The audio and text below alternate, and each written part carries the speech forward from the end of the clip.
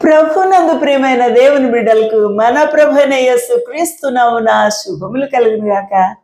ఈ యొక్క ఉదయకాల సమయమందు దేవుని యొక్క వాక్య ధ్యానం కొరకు పరిశుద్ధ బైబిల్ గ్రంథం నుండి 1 యోహాను పత్రిక 4వ అధ్యాయాన్ని ధ్యానం చేస్తూ ఉన్నాము. అగపే ప్రేమ, దేవుని ప్రేమలో ఉన్న గొప్ప నిగూఢమైన విశేషాల గురించి మనము ధ్యానం చేసినా మన జీవితము తరించిపోతుంది. మన జ్ఞానము, శక్తి, మన యొక్క బలము సరిపోదు. కానీ ఆ కృపగల దేవుని యొక్క సహాయం ద్వారానే ఆ ప్రభుని అర్థం చేసుకోవడానికి సాధ్యమవుతుంది అని ప్రయత్నము చేస్తూ ఉన్నాం. 18వ వచనములో ఇలాగూ వ్రాయబడి ఉంది, ప్రేమలో భయం ఉండదు. ఇక్కడ మనము ఈ లోకపు ప్రేమ గురించి మాట్లాడట్లేదు. ఇది దేవుని యొక్క ప్రేమ గురించే కదా. ఇది అగాపే ప్రేమలో కదా, భయం లేని ప్రేమ.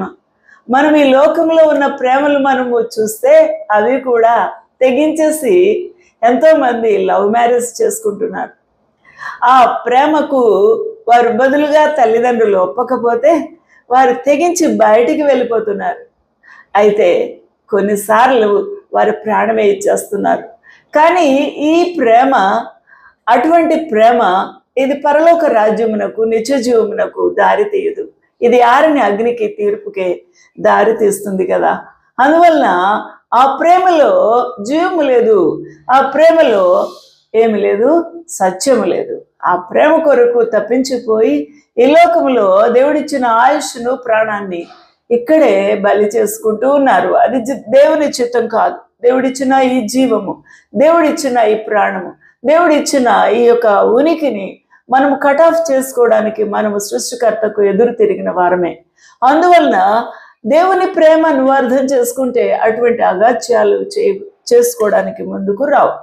అందువల్ల దేవుని ప్రేమలో భయం ఉండదు. ఓకే, దేవుని ప్రేమ అగాపే ప్రేమ. ప్రభువుని ప్రేమించిన వారు భయపడరు. ప్రభువుని హృదయము తెరుచుకొని ప్రేమిస్తారు. ప్రభువుని రమ్మని వెల్కమ్ చేస్తారు. నా ప్రభువు నా హృదయాన్ని తెరుచుకున్నానయ్యా, శుద్ధి చేసుకున్నాను, నీ రక్తధాలతో కడిగి ఉన్నావు కదా, నన్ను క్షమించి ఉన్నావు కదా, నాయనా నీకు వందనాలు అని పాపులు ఒప్పుకొని పశ్చాత్తాపడి హృదయాన్ని తెరుచుకొని ప్రభుని అంగీకరిస్తారు. చూడండి, వారికి ఏముంది? భయము లేని ప్రేమ. భయము లేని ప్రేమ. దేవుని ప్రేమించిన వారు భయం లేకుండా ప్రభువుని అంగీకరిస్తారు, స్వాగతం పలుకుతారు.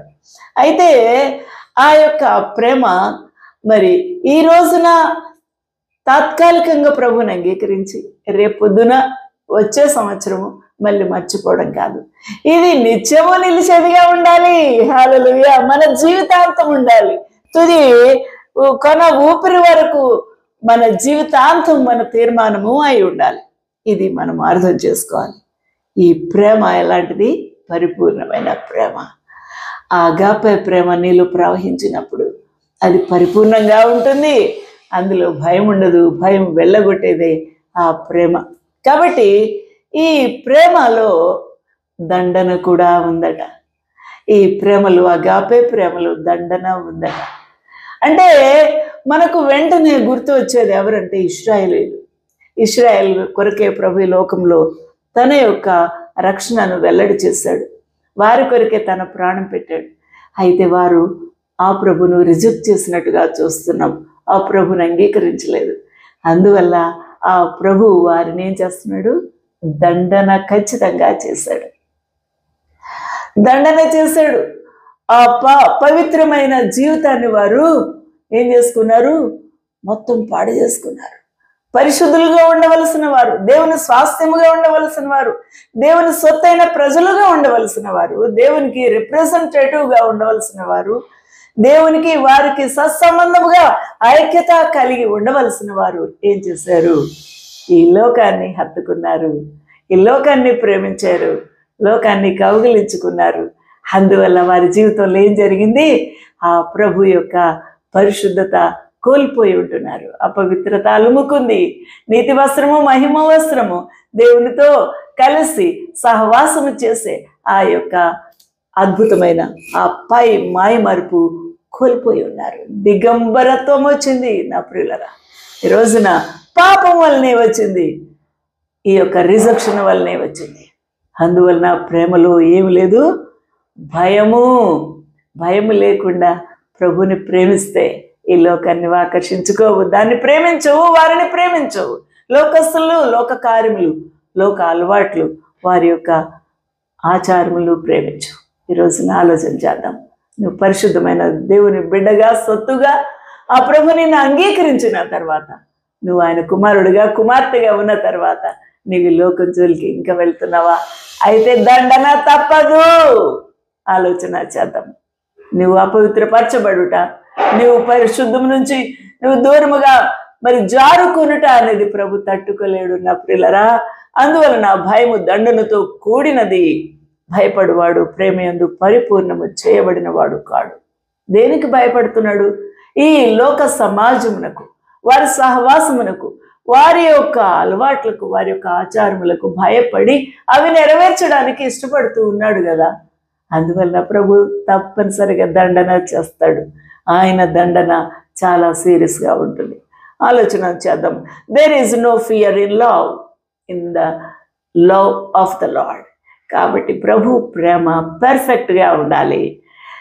In the love, but perfect love casteth out fear, because fear hath torment.